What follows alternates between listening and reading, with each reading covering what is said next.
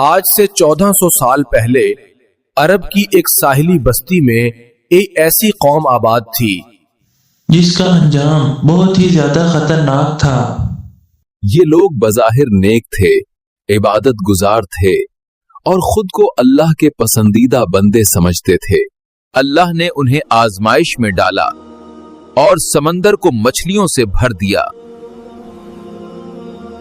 مچھلیاں اتنی زیادہ تھیں کہ لوگ حیران رہ جاتے تھے۔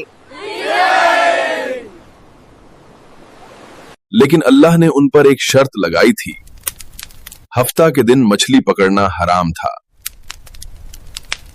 ہفتہ کے دن مچھلیاں سامنے ہوتے مگر ہاتھ روکنا پڑتا،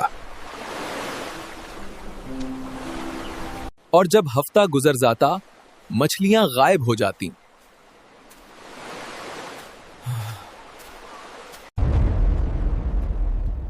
یہیں سے شیطان نے دلوں میں وسوسہ ڈالنا شروع کیا۔ انہوں نے ایک چال سوچی، ایک طریقہ، ایک دھوکہ۔ ہفتہ کو مچھلیاں تالاب میں آنے دیں مگر پکڑیں اتوار کو۔ اس قوم میں کچھ نیک لوگ بھی تھے جو اللہ کے حکم سے ڈرنے والے تھے۔ انہوں نے کہا، اللہ کے حکم سے ڈرو، یہ طریقہ حرام ہے۔ مگر نافرمان ہنس پڑے اور نصیحت کو مذاق بنا لیا۔ کچھ لوگ کہنے لگے، ایسی قوم کو کیوں سمجھاتے ہو جسے اللہ تباہ کرنے والا ہے؟ نافرمان اپنی چال پر خوش تھے اور راتوں کو اپنے جال دیکھتے تھے۔ ہرس نے ان کی آنکھوں کو اندھا کر دیا تھا۔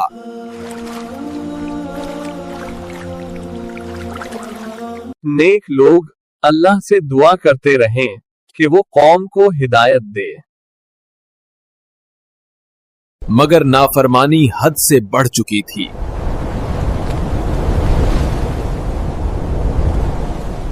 پھر وہ گھڑی آ پہنچی جس کا وعدہ اللہ نے کیا تھا۔ اچانک آسمان سے اللہ کا فیصلہ نازل ہوا۔ ان کے دل خوف سے کانپ اٹھے۔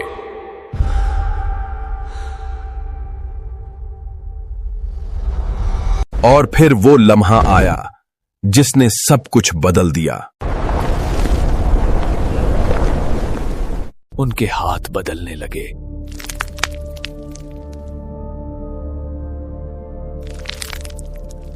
چہرے بگڑ گئے اور انسان بندر بننے لگے، اور وہ سب بندر بنا دیے گئے۔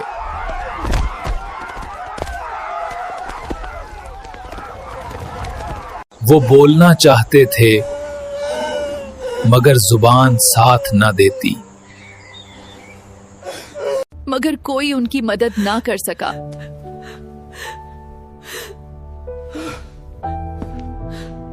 نیک لوگ اللہ کے حکم سے الگ کر دیے گئے تھے۔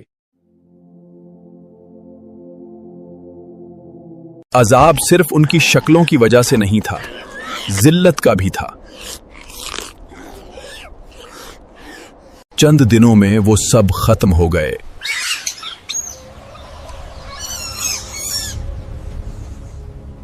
وہ بستی ہمیشہ کے لیے عبرت بن گئی۔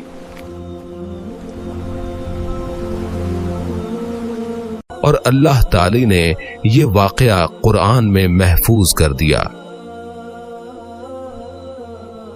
یہ کہانی ہر اس شخص کے لیے ہے جو اللہ کے حکم کا مذاق بناتا ہے۔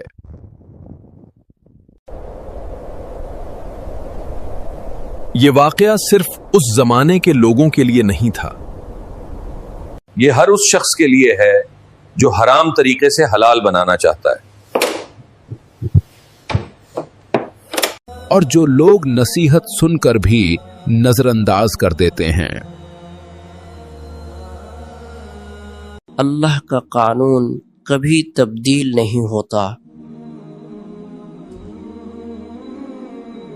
नाफरमानी का अंजाम हमेशा जिल्लत होता है। अक्लमंद वो है जो वक्त पर तौबा कर ले। अल्लाह की रहमत का दरवाजा आज भी खुला है,